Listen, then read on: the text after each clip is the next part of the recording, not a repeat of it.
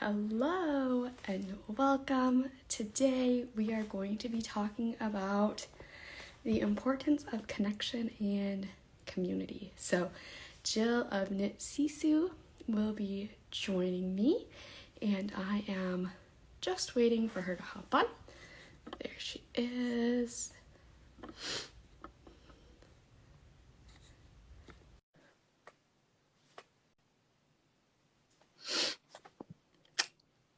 Going through.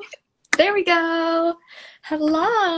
Hi, how are you? Good. How are you? Good to see you. Yes, you too.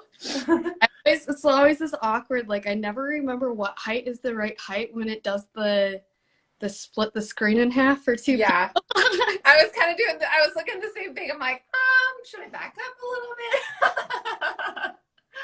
bit? Yes. Well, thanks so much for joining me. I'm really excited about this. Thank you for having me. I'm excited too. Yeah. So, we're going to be talking about communication and not communication. We're going to be Community. Community and connection. But first, let's go ahead and introduce ourselves since we might not have exactly the same audience. So for folks that don't know me, I am Jessica. I am the knitting pattern designer behind Snickerdoodle Knits. And last year, I realized I'm extremely passionate about helping designers. So I started the Design Circle, which is a community for designers. So it's really about this whole creating a community where folks can connect and share together. And who are you? Thanks. I'm Jill from Knit Sisu. So I am the designer for Knit Sisu knitting patterns. And I also have a foundation in Knit Sisu of support.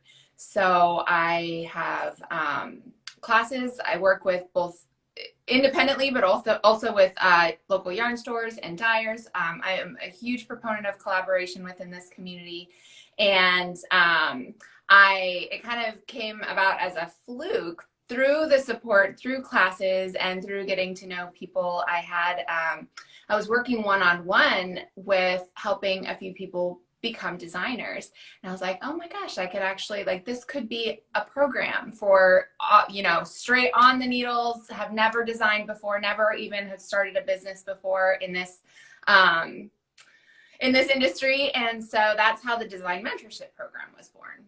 Yeah, yes. And then we connected last fall. I think it was at the time of one of my launches, and somebody was looking for help starting designing, which isn't what the Design Circle is for.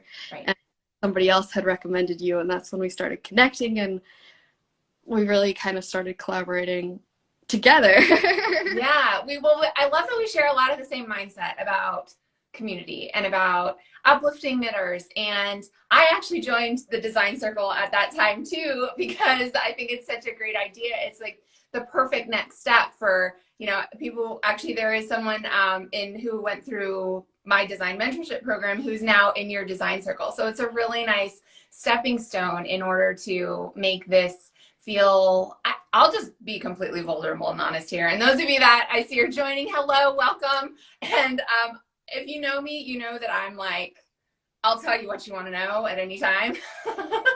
I felt very lonely when I started getting into design. Like, I knew how to design. I obviously knew I knew how to knit. I could teach knitting. That's actually what I did professionally prior. And so when I was doing it by myself, though, I was like, okay, it's just me in a room with my knitting, which usually feels very as a comforting thing when I'm just knitting for myself, but actually trying to put myself out there in this world is, it can be a little daunting. And so I'm like, we need to kind of, and I know you share the same sentiment, like we need to provide an environment of vulnerability and the ability to ask questions and just say like, hey, how can we navigate this? How can we figure it out? And that's what I've enjoyed so much about the Design Circle, is being able to learn things and talk with others. I actually have a meeting with some girls in the Design Circle tomorrow morning, actually. So it's been really great. Yeah, and there's so many different things we could say right now, but one thing I wanted to touch on was that you mentioned this whole vulnerability, and I think it's really interesting in creating communities, like we have to have connections. I think that's something we do really well as a knitting community. There are all these different places where we connect and we talk about these things that we love. But when we are talking about creating these connections that are even deeper and like actually supporting each other, and it seems like there does have to be this level of vulnerability where you're willing to say, hey, I messed up, or hey, I can't figure this out, or whatever it is, to talk about the reality of whatever it is you're working on, and not just the Instagram beautiful pictures, perfect reality kind of thing. We are seeing a bit more change in Instagram, especially with reels talking about, you know, silly mistakes and things like that. But I think a big part of community and connection and really growing those relationships is vulnerability and being willing to be honest about the hard parts as well as the good parts. Exactly. Well, and it's so cool because I think it's those good parts that bring us all together. And like we never would have met if we didn't share the love of knitting, you know, that kind of thing. And I have so many now people that I can call friends and people that I actually haven't even met in person that I can say, like, we share this love of this craft, this historical craft, and making beautiful things and the inspiration behind that too. So I know you are working with inspiration right now. Yeah, so I have a few different things. There's the 52 Weeks of Creativity is a program that I put together with another fellow designer. It's based on, so in the design circle, we have quarterly creativity bursts where we have different design themes, prompts that we build on, and we work together for the whole week and share the ideas that we each come up with and things like that. But we loved it so much that we wanted to make it available to people outside of the design circle and more than just a week long. So we send prompts every week for a full year, 52 weeks. So that's 52 weeks of creativity. But then this week, starting tomorrow, I'm hosting a free design challenge, which is the same idea, design prompts. And both I have a community aspect in. There's a Discord server for each one so that designers can still connect there. But with the design challenge, since it's just a short period, I'll have live calls where we can connect and share ideas and talk about designing and all the things too. So that'll be a lot of fun. But very cool. Great. I think inspiration is such a part of the creative process. And I mean, there's many aspects of knitting that you can talk about. And when I host the designer mentorship program, we focus on 4 main ideas. So inspiration is the first one. And then there's design, execute, and access and admire. And there's so much that can be said about inspiration. And there's a different type of inspiration when you're just knitting for yourself, or you're knitting for others, or you're designing. And I talk a lot about the mind of the designer versus the mind of the knitter. And it's kind of like a Venn diagram. And like this middle section of things that overlap and concepts that overlap. And then the designer has to take other things into consideration, like sizing and accessibility. Whereas the individual knitter, especially if you're just knitting for yourself, it's a very like self-care kind of environment that you're creating for yourself. And so, yeah, I love the idea of inspiration. The creative process is something that energizes me. That's why it's one of the reasons I jumped into this industry, is to be surrounded. I told my husband one day, I was like, I just want to be surrounded by cozy all the time. It's like, yep, here we go. Surrounded by cozy all the time, even when it's super hot outside. And, you know, just bringing it back to the community topic, that's such a big part. Like, we're just basically, in creating a community, we're surrounding ourselves with these things that we love and people that share the same things that we love. And like when you were talking about inspiration, it made me think of like when you're on Instagram and you're following all these designers and yarn dyers, all you have to do is open Instagram and not scroll too far before you have all sorts of different inspiration for different projects and different things. Yeah, for and sure. So it's very different than like before. When I first started knitting, before I even knew that there was this whole online knitting community thing, it's a very different way to experience knitting as a as an individual knitter just knitting by yourself and going to the yarn shop versus seeing everybody else's ideas and what they're doing and like um, all the different possibilities. Like it's interesting once you bring different people together, all of the different ideas that start to blossom and exposure to different things, and whether that's as a knitter or as a designer. For sure, for sure. And I feel like there's a learning aspect to that too. And that's when also the next step of support can come in. So just as an example, I had a knitter who is actually fairly new to the craft and sent me a picture and said, I want to make this. And it wasn't a pattern. It was just a picture, a knit sweater that she had seen. And I was like, okay, that's a jump, but we can do it. Like, let's do that. And so I have, aside from support of designers, I actually have a knitting concierge membership as well. So you get a month of unlimited classes and support. I'm here for you, anything that you want knit wise. And so that's what she did. And we've been designing this sweater. Like she's telling me she doesn't know so much the aspects of design and doesn't want to learn the aspects of design. She kind of just wants to make the sweater, which is great.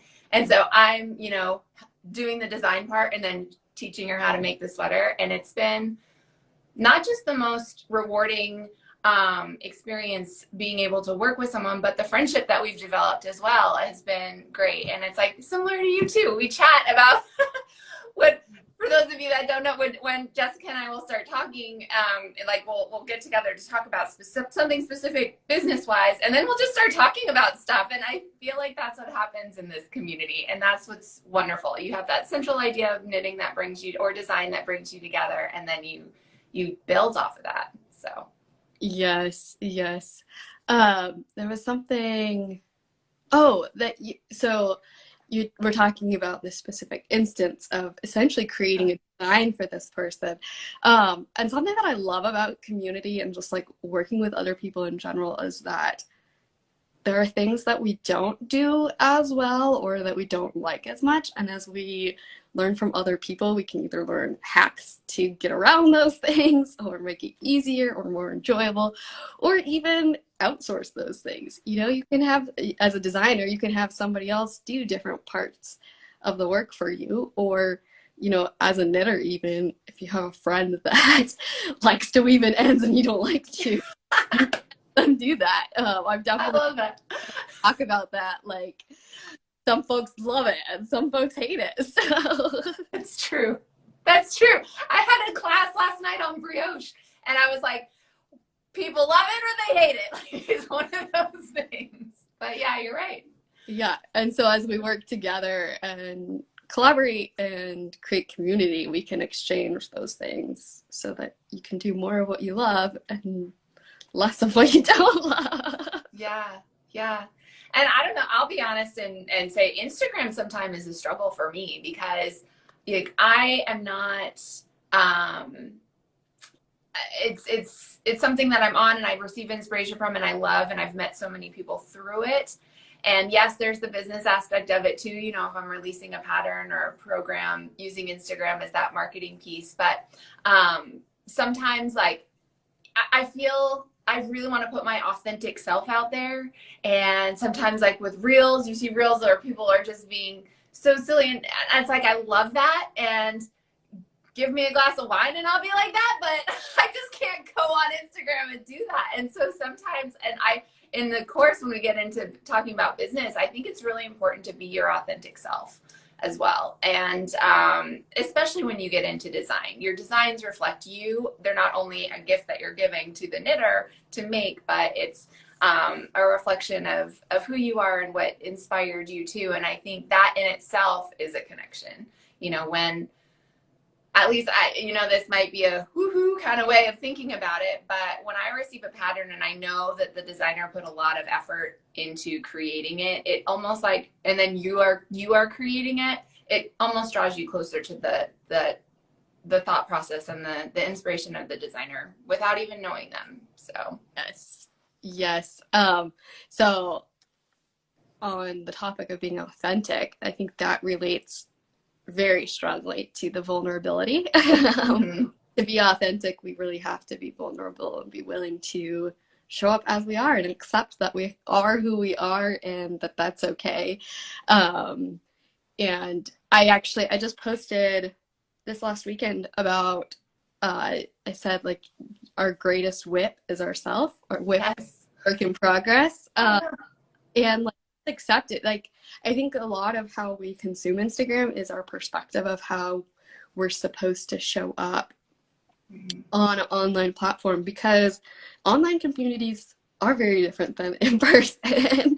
there's there's things that people can go back to again and again where if you're just meeting in a group, you're there for that time and then you leave. And you might remember things, but you don't remember all the details like you would on a social media platform where you can't get rid of that. Right, right.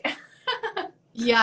So, a lot for me at least has been, accepting like, hey, we're all humans. It's okay that I'm a human. I can show up as a human. And as we do that, then that allows us to actually create connections and Those relationships. communicate and create communities. Yes. So, when just talking about your experience with communities inside of knitting and designing, were you a part of a lot of knitting communities before you started designing, or like was there a point that community really became important to you because of an experience, or what's your background? Yes. Well, there's kind of a few different facets to that question. So years and years ago, when I started knitting, I would use patterns, obviously, of things that I would love to learn. It would be a very like professional development kind of thing for me.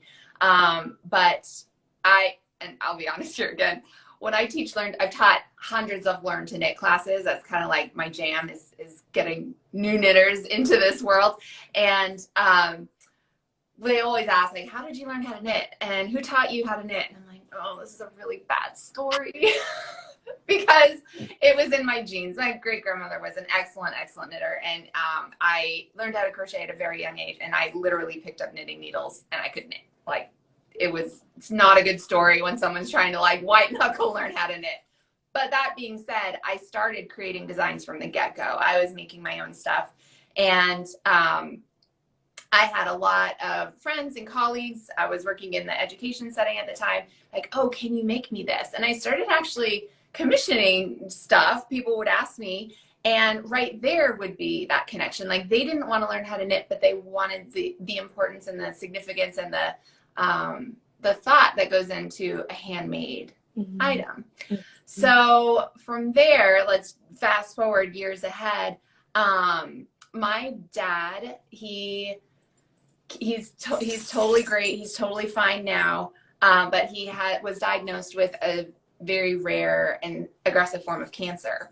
And it was during the chemo treatments and during the surgeries that I would sit and I would knit.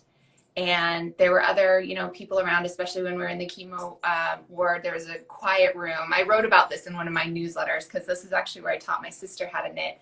And we got the whole room laughing, and it was supposed to be the quiet room. And I'm teaching her, siblings. I'm like smacking her on the arm, like, no, don't do that.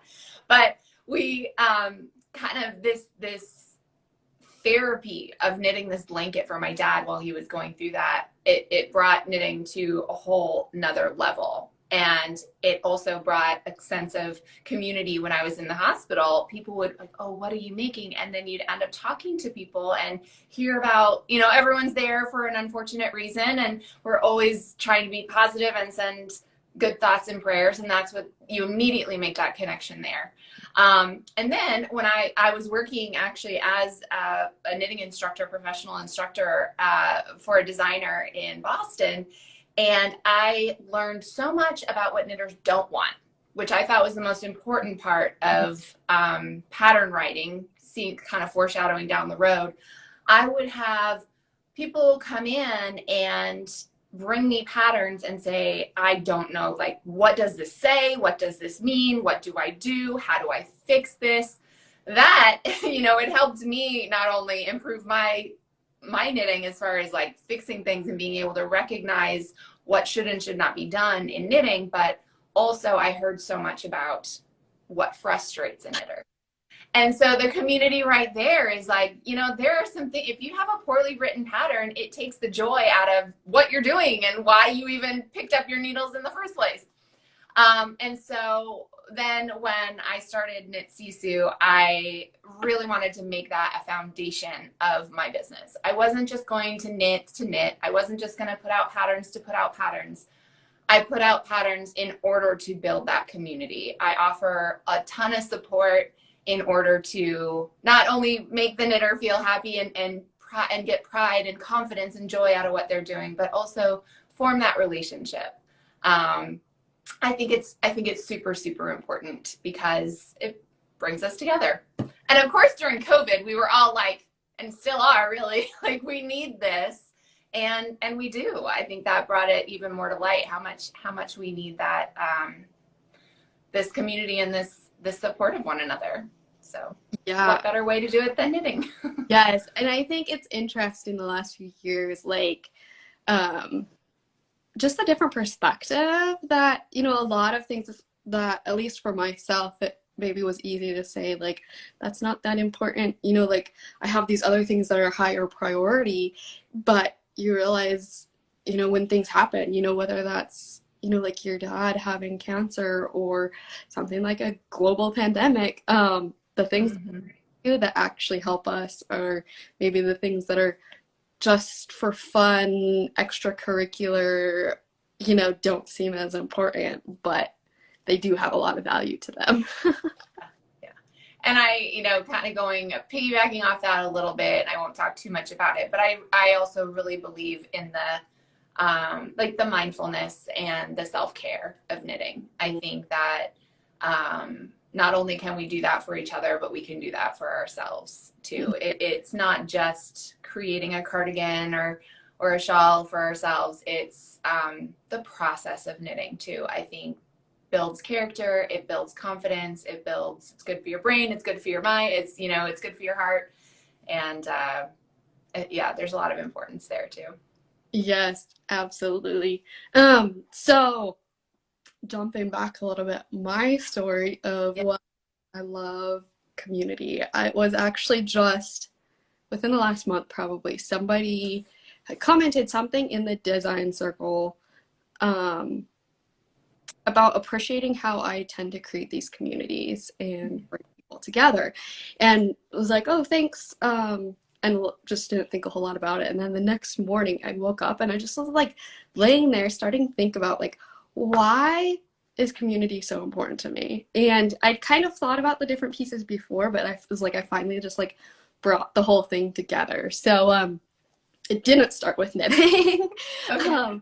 It started with, have you ever heard like folks say, use your mess to create a message? It's those things. So in middle school, high school, and through college, I dealt with a lot of depression and anxiety. And a lot of that was, I've realized now, is actually more related to how I think of how other people perceive me. Judgment. It's a lot of social anxiety. I think that actually leads to the depression. But anyway, so I would tend to like seclude myself from other people and just felt like I wasn't good enough and not wanted and all of these different things.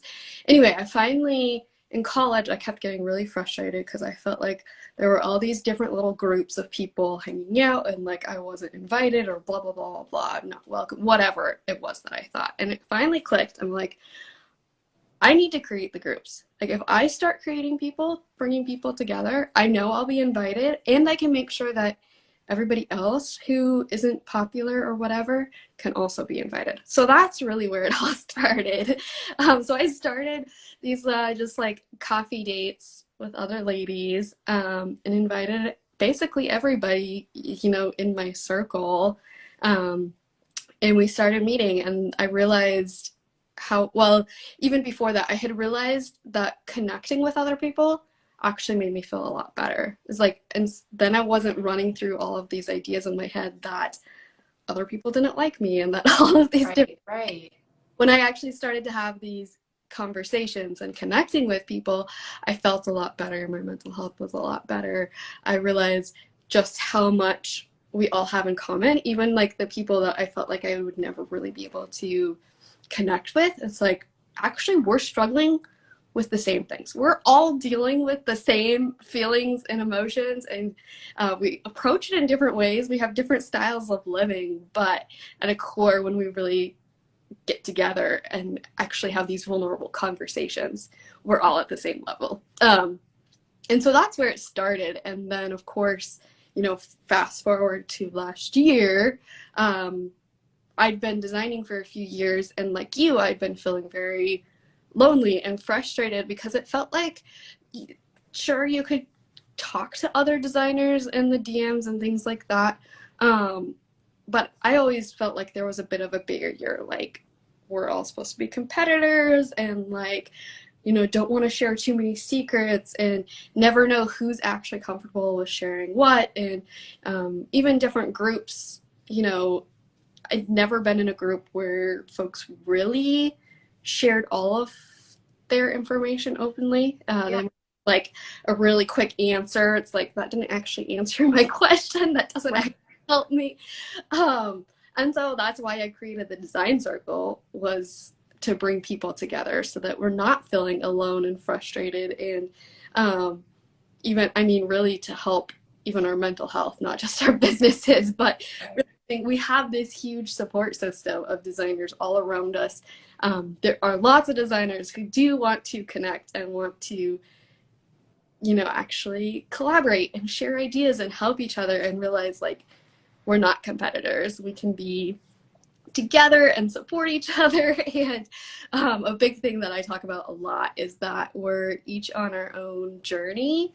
And so that's why we aren't competitors. Like, we each have our own unique personalities. We each have our own unique businesses. And we have different ways that we approach things. And we don't have to try to do exactly what anybody else is doing, because we're unique. And so that was kind of relating back to what you were talking about before, like knitting is such a personal thing, but we also have this whole community thing, and designing is very much the same thing. I think, it's a very personal aspect. Our businesses are very personal. They're all built around us, but then there's this whole other part of community. Like, we can come together and support each other as individuals, that I think is really interesting.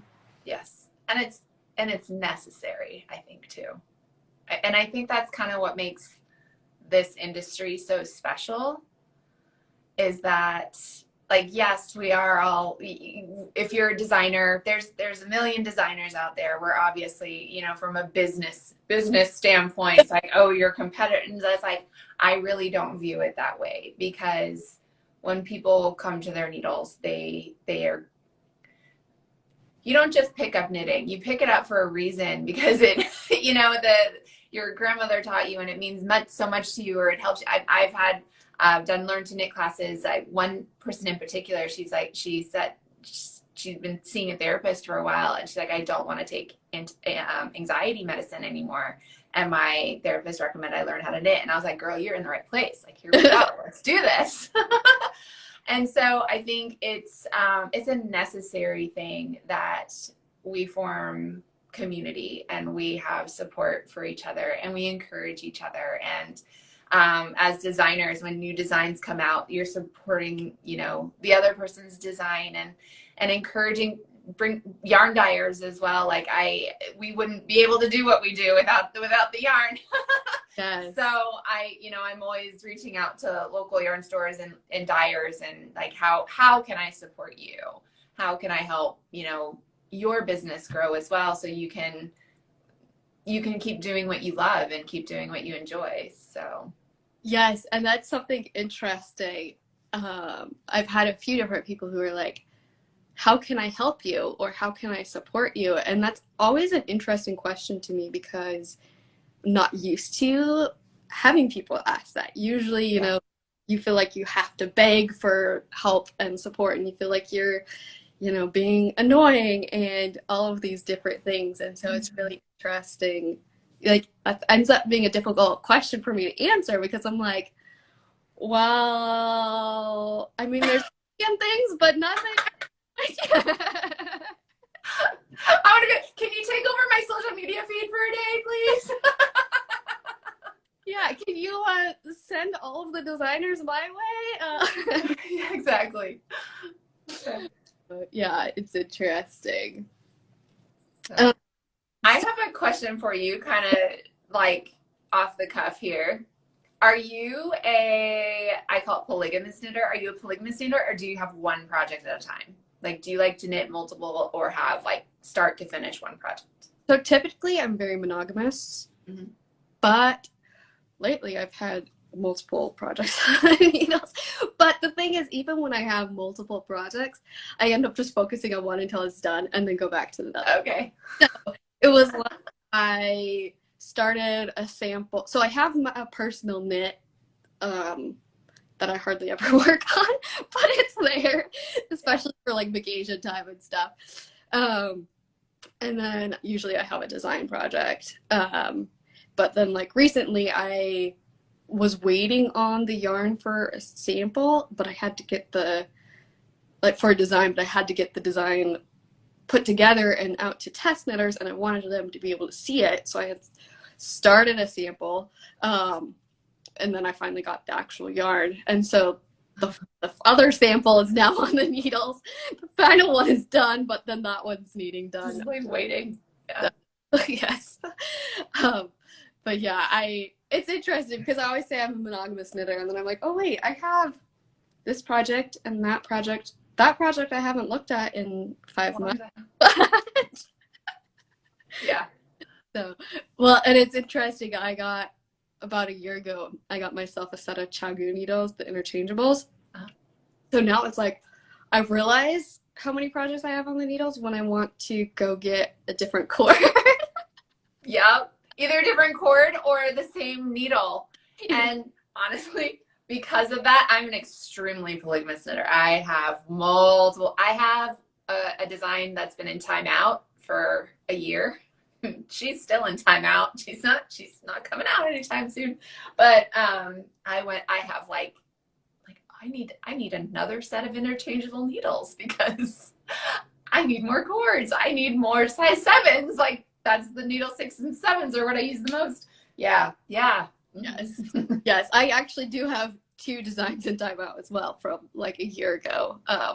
Because then like another deadline comes up, and so it's like, oh, can't work on you now. I'm frustrated with you. So yeah, this one I messed up the yoke. I was going for like an off the shoulder kind of. I was trying to be, I was actually straying away from what I normally do. Every designer kind of has their own style. I was kind of straying away from my style, and I should have just been like, Jill, don't do that. Because then I tried it on, and I'm like, this is horrible.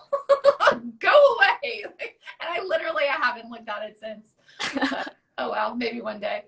well, it's interesting because I've never had that problem before, and then last year I had two designs where it's like, this is just not working. It's like, it's not gonna work.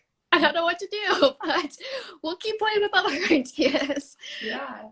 Well, and I think one of them. You go ahead. Go. Sorry. One, the upside. Basically, I wanted to do feather and fan and add some other stuff to the bottom of it, but like just take one repeat of feather and fan. And I wanted to do a top-down triangular shawl, and I realized after like 25 swatches that, like literally, that feather and fan just does not flip upside down. So yeah, that's my problem on that one. So it's funny you mentioned the 25 swatches. When working with designers in the design mentorship program, and I front load and be like, you're going to cast on 15, 20, 30 times. It's part of the process. Like, don't get frustrated with it. You're going to swatch over and over and over again. It's not going to work out. Like, that is actually part of it. That's like when you're making pizza dough and you're kneading the dough. Like, it takes time and you have to actually work it before it becomes something. And yeah, I keep all, do you keep your swatches? I keep all my swatches. I knit them into the final project. Oh, you do? Okay. I like to, well, a lot of what I've designed is shawls, and I like my shawls big, so I'm going to use as much yarn as I can. It's not always true. Like well, a lot of times I have several different swatches, and so it's like I really only need my final swatch because that's the one that I'm happy with. Um, Mm-hmm. and I don't want to use all of the yarn because I want to leave some give leeway for knitters, and stuff too, so they're not running out of yarn. But yeah, a lot of I don't keep a lot of my swatches. So Yeah, I need to maybe. We're getting ready to move, and so just this morning I was going through my closet where I have a lot of my yarn. I have all my swatches, I have all my labels, I keep them together, so it's like a record of what I've made and what I've created. Like, I just need to get rid of this stuff. It's hard for me though. It's like sentimental, but yeah. yeah, yeah. Well, and when you were talking about in your design mentorship program telling people, like expect this, it just made me, I guess the thought it triggered was that's another really valuable thing about having community, other people to connect with, is the reminder like, hey, actually, there is a whole process behind everybody's designs. On Instagram, usually you see what works well, but you don't see the 25 different cast ons, and you don't see the total different change of stitch motifs because something's not working, and like, hey, actually, that's normal. And And we all do it.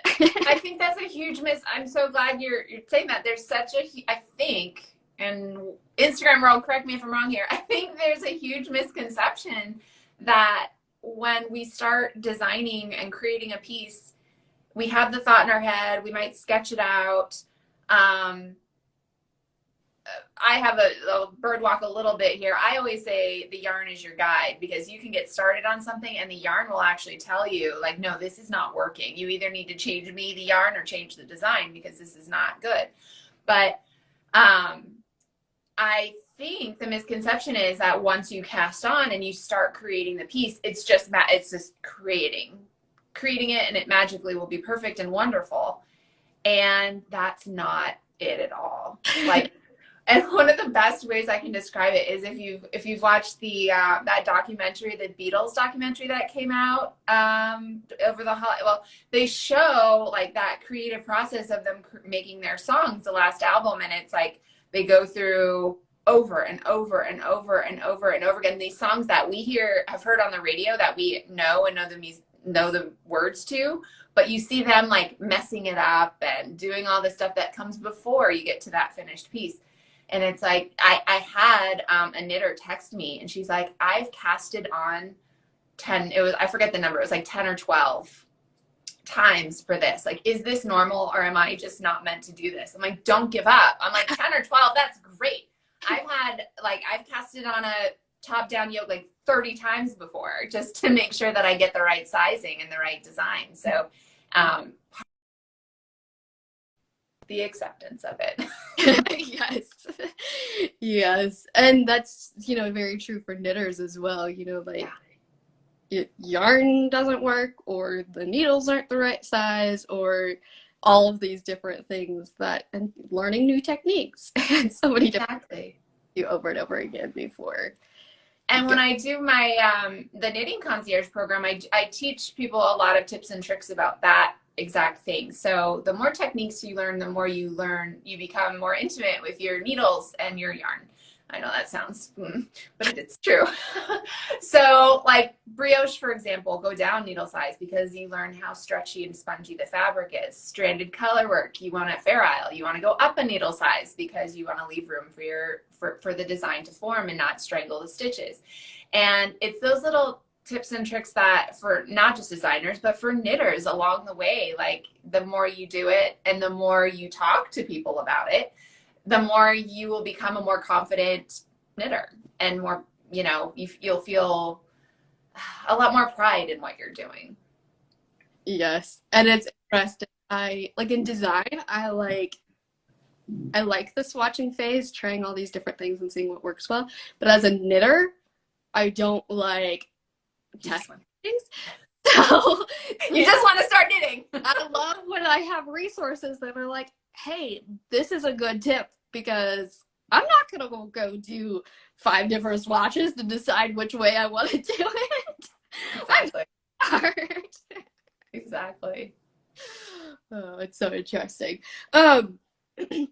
So a question I had for you was when you worked for Yarn Company, how was that as far as connection and community? Because that was a very professional, a lot of what we do here in the knitting community is feels a bit more relaxed. Like, yeah, we're a bunch of business owners, yarn dyers and knitwear designers, and then of course the knitters. But in a more professional setting, what was the connection and community like? Like, did it feel fulfilling, or did you feel like you still needed something more? In that particular setting, and I worked for Third Piece in Boston, high-end designer. She does her own yarn and designs and pattern kits and finished pieces too, which is what kind of sets her apart. And absolutely it was a dream come true to work for that company. Kristen, the owner, and her team, they do wonderful things. And the community was great. It's really what kind of showed me how important community was. And because I was the director of education, I was the one hosting all of the classes, or most of the classes at least. And we had knit nights as well. And we did events, and we actually did corporate events too. So like we go to Google and teach the Googlers how to knit. And it was, it showed the importance of bringing people into not just this craft. Like I almost feel like the craft comes like it's what brings people in. Like, I want to learn how to knit, and then it's the community that keeps them there, and then the knitting almost comes after that. It's like a knit sandwich a little bit. It's like the knitting is what brings us together, and it's kind of what you're all doing together, but you end up forming those relationships. I still have relationships with and friendships with people that I worked with back then, and it's wonderful. Yes, I love the knit sandwich idea.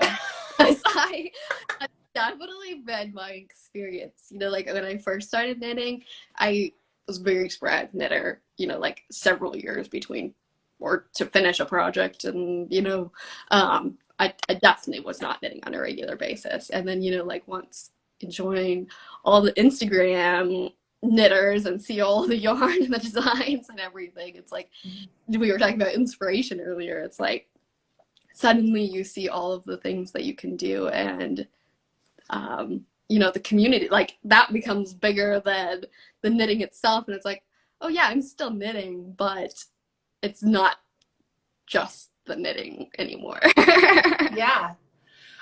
Every Friday, we're currently living, my husband's a pilot for the Coast Guard, so we move a lot, but we're currently stationed in Mobile, Alabama. And so I go over to Fairhope, which is a town about 45 to 50 minutes away.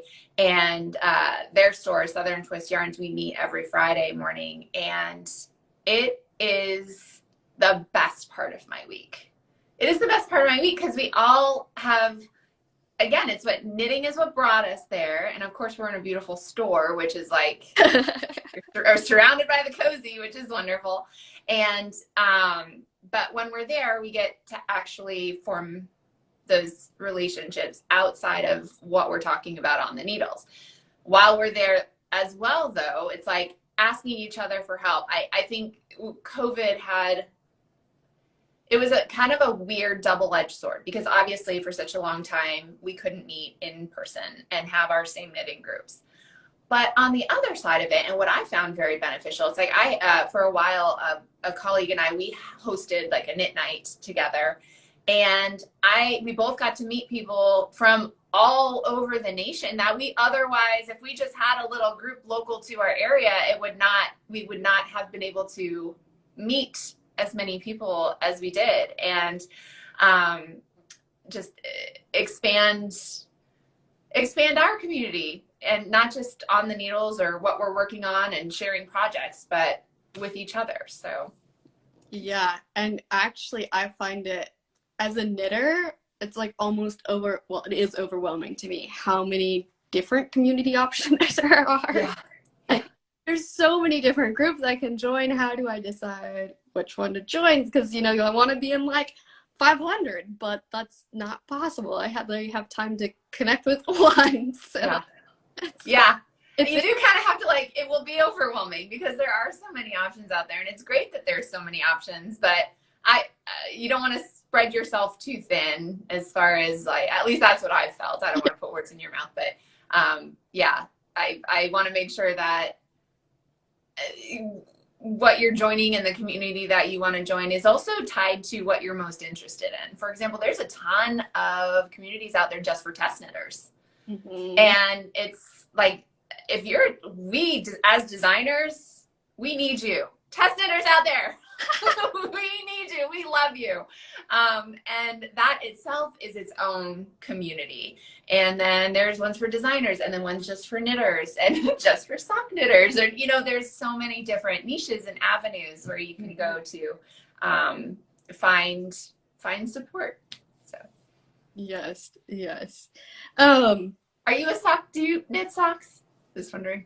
I have knit 2 pairs, well, 3 pairs technically, because I have a sock design that I knit a shorty version and a full-length version. Nice. Some slipper socks. So I'm a very loose knitter, so when I knit fingering weight socks, I have to go down to triple zeros, like the smallest size needle I can buy. Yeah. And I don't know, I don't 100% love it, because even then I have to be a lot more conscious about my gauge and like that I'm not knitting too loosely even at triple zeros. Yeah. But I love my DK weight socks, and so I think I want to do more. And I pretty much only wear shorty socks. That's just normal life. So I want to do more DK shorty socks, but I'm not like a full-on sock knitter. There's the in-between. Yes. Shawls have kind of been my thing that I really got into, but now I'm like, I want all the sweaters, and cardigans and pullovers, and like that's just what I wear a lot in normal clothing. Normal, yeah. So that's what I need more of, because then I'll actually wear my knits more often. But yes, the thing is, well, it's interesting, like perception wise. It's like, oh, a shawl would be so much faster than a sweater. But yeah, actually, like the sweater that I knit for myself, I only use 3 skeins of fingering weight yarn. And a lot of my shawls are like 2 skeins of fingering weight, 3 skeins of DK weight. Like, it's not that much more time and yarn. It's just, yeah. I like to knit different things than I like to wear. So I like the look for wearing of simple girder, especially like for pullovers and things like that. I get so bored knitting just garter. Unless I'm like doing something else. So it's like, I'm not knitting just for the knitting. I'm basically just knitting to create something that I want to wear, which is totally okay. But I just don't do a whole lot of that, because then it's like, I have to have another task in mind, that I'm watching something or, talking to people or listening to an audiobook or something to go along with my knitting project. Going with it. No, I get you completely. I'm kind of the opposite. I mean, I love intricate lace. I love those kind of designs, but it is one of those things where I have to, like, don't bother me line by line. I'm gonna do this. And I love almost as like falling into that hole. And that sounds like a negative thing, but it's not, like just being so focused and surrounded by that. But when it comes to design, I tend to go more on the simple side of things, because again, what I learned from not like what knitters do and don't want, like at least from my experience, like too much intricacy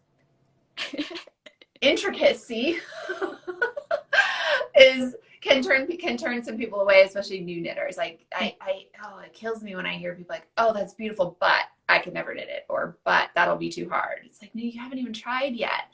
And so I try with my designs. You'll see they're very like classic structure, classic shape, kind of a more simple design, but they always have some sort of a flair, something that makes them more modern, makes them stand out, makes them be like, okay, I can do that. Yes, I can do that. And even if that part might be a challenge, the rest of it I can do. And so that's kind of what I try to bring to excuse me, my pieces. But there is something really special about like turning on Netflix and you have a simple just garter or stockinette and or especially if it's in the round, you just knit, knit, knit, knit, knit, knit.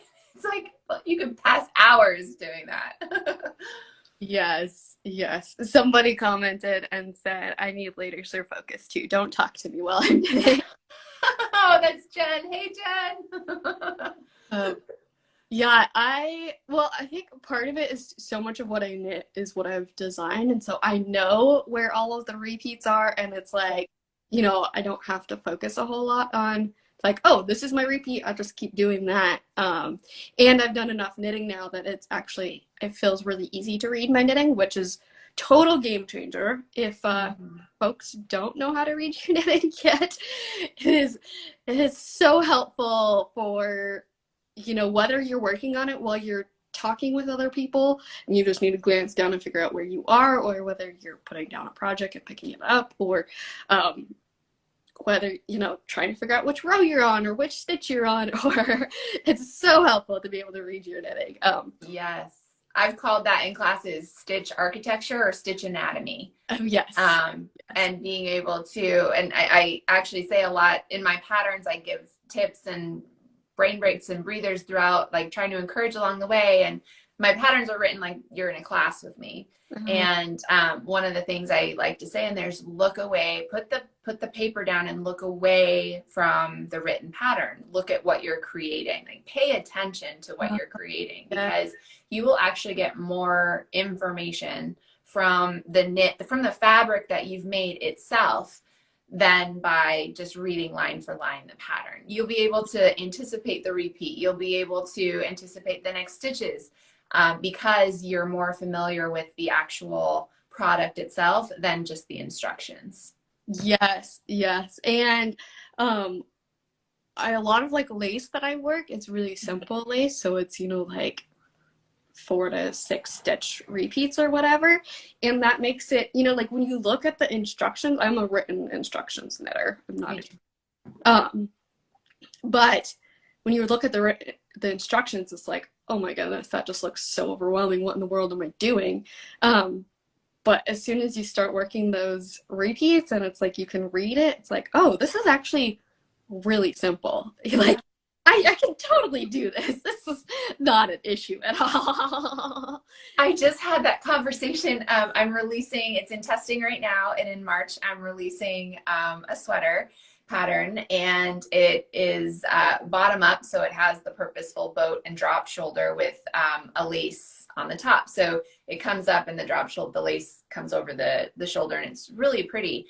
And with my tech editor, I did a few different ways of writing the pattern in the abbreviations in the written words, because it looks like code. It looks like HTML. And I'm like, I don't want to, scare anyone away with this, but it's actually just, a 12 stitch repeat that you do over and over and over again. It's like we look at it as the designers, and we know, because we've made it and we planned it, we know what we want it to be. But, and this is where I talk about in the program, the mind of the designer versus the mind of the knitter. You actually have to take a step back and look at it as the mind of the knitter. And how is this going to be received? How is this going to be read from someone that has not done this stitch before, or is not anticipating the next part, and making it as clear as possible. So yeah, there's a whole world. That's another community. It's just, pattern reading and pattern support. So yes. Yeah. And I find it's so interesting because like as a designer, especially, since I do a lot of shawls, like I have these increases. And so it's like every 4th row or something is the same, but there's like 2 stitches different at the beginning or at the end. And it's like, it's you're still doing the same thing. It's not that hard. And I just want to be able to like maybe I should just like insert a clip and be like, okay, here's your pep talk. You're actually, once you get the first row done, you know how to knit the whole thing. You're just adding a couple different stitches at the beginning and end of your rows. But like, it's still the same thing. I promise. It's not that hard. It's just, when you're writing out the instructions, obviously you have to give every instruction. Right.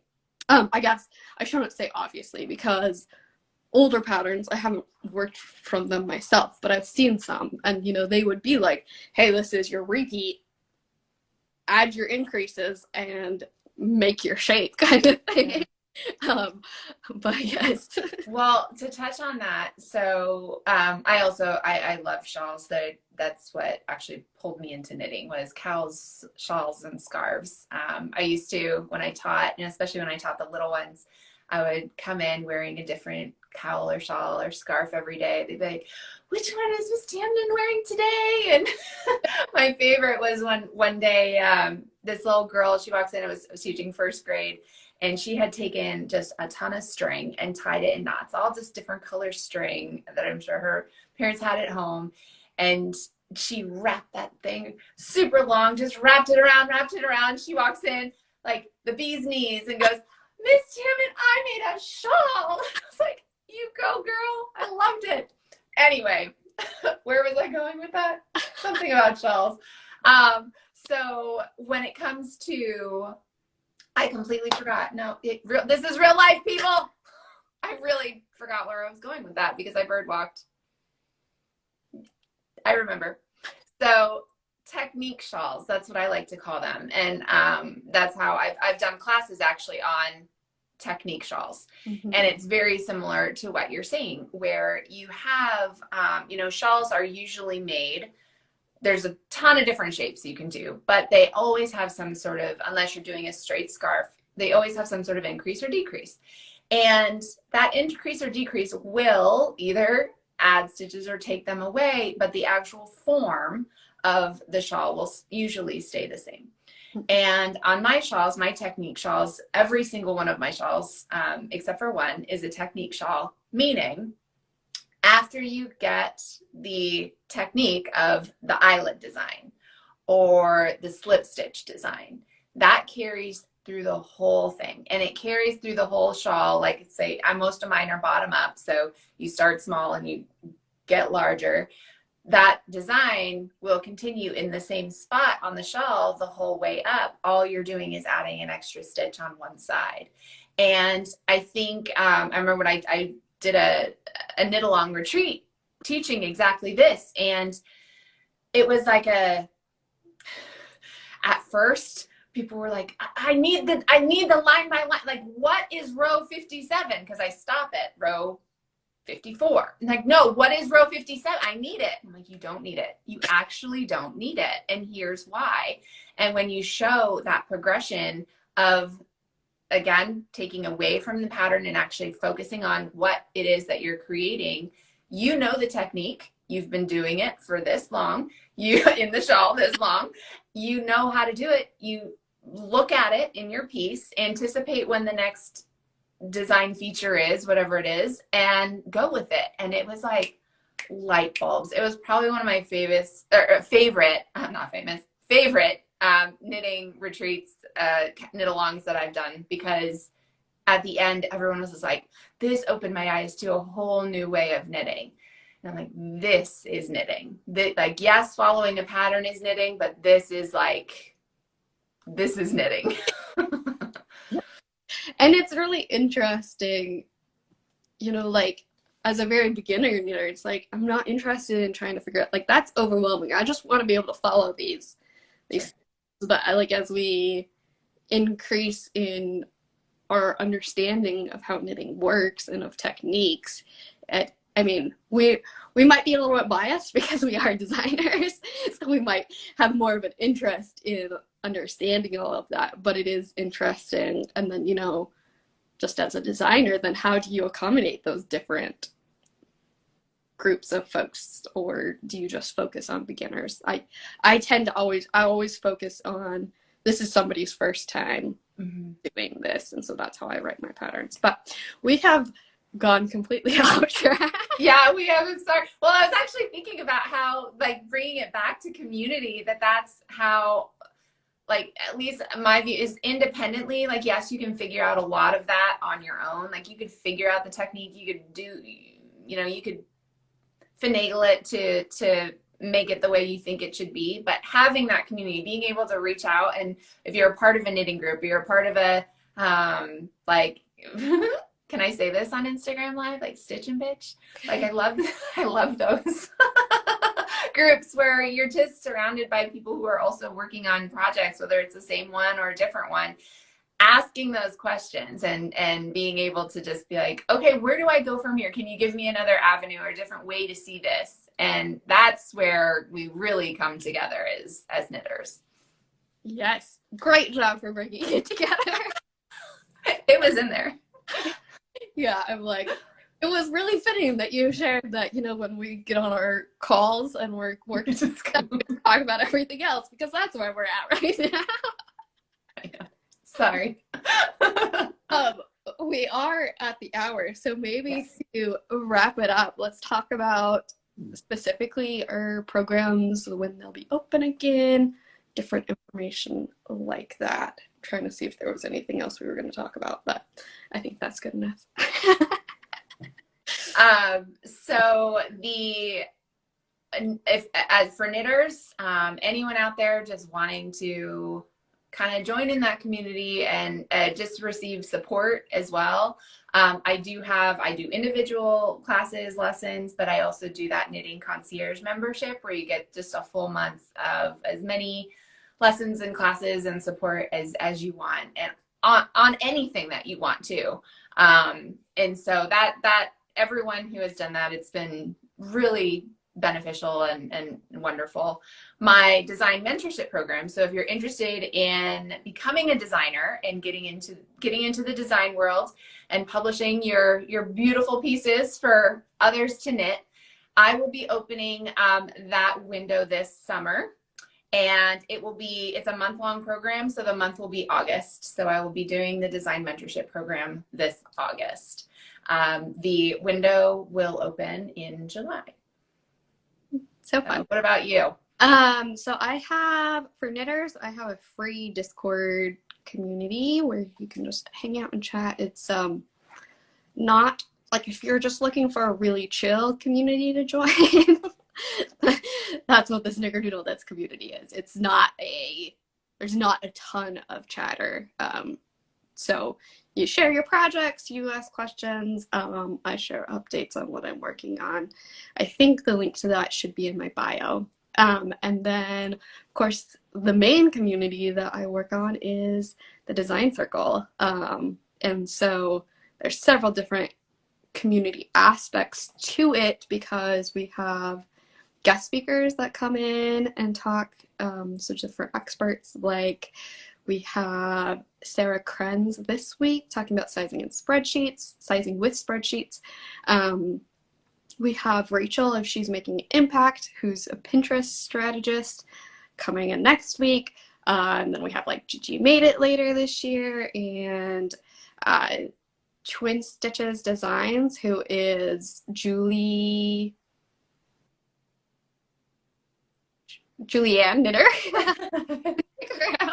Anyway, all these different folks that have so much valuable information to share, basically, and bringing them together to share their knowledge with designers. And then we have the Discord community where you can ask any questions anytime. That is a lot more active community than the knitting community I have, because folks are always asking and sharing, and you can share your work and all sorts of different things. It's a very supportive community. And then we have workshops every month where we talk about a specific topic and give feedback to each other and just share tips, basically, and design along and all sorts of different things. Lots of collaborations going on. We're working on some books right now. So the Design Circle will be opening again very soon. I've changed the dates because I went on vacation and didn't have everything ready before I left. But I think it'll be opening like this weekend. And so also, if you join the free design challenge, which is also linked in my bio, you'll learn right when doors are opening. But the link with all of the information about the Design Circle is also in my bio. So that's my main community where I have support and connection for designers of every level, and it's design support and business support. So, Yeah. and It is great. yeah, you're a member. Is there anything else you'd share about what's in the design circle? No, I think I think it's also an opportunity for the people involved to make of it what they want. So I know there are some communities, yeah, I've been a part of some before where it's like deadlines of things and you have to show up for this, you have to show up for that. And this one is very much like you can join, you know that you have this pillow of support that you can go on to Discord really whenever you want, ask a question, talk to different people, join a small group if you wish. And it's up to you to be as involved or not as involved as you want, which that freedom is really nice. Yes. Yeah, I think it's really important, especially because we do have so much going on. It's like, Right. I don't want everybody to be doing everything. I don't want anybody to be overwhelmed, but like all the replays are available, everything from since the beginning of the design circle is available to anybody who joins. So yeah, it's a lot of fun. But thanks so much to everybody who joined us live. It was a lot of fun to chat with you, Jill. You too. Always is nice seeing you. And it's just another point of just connecting with other people. It's just so enriching, I guess. Well, and social media does that. I mean, that's how we met, was over social media. And I have a Facebook group. It's a private group where we chat, Facebook gathers, and it's, just if you're on Facebook, it's a great way to have that community as well. There's, like you mentioned, there's so many out there, but feel free to ask us any questions, DM us, ask us any questions you want. We're here for you. We won't ghost you. Yeah. And we love to connect and chat and talk about all the things. So, exactly. And this replay will be posted right after we get off. So if you have any other questions you want to ask or anything watching the replay, feel free to pop those in the comments as well. But otherwise, I hope you have a wonderful afternoon. This was a lot of fun. It was fun. You have a good day too. Thank you so much for having me on. Yes, thanks so much. Talk to you later. Bye.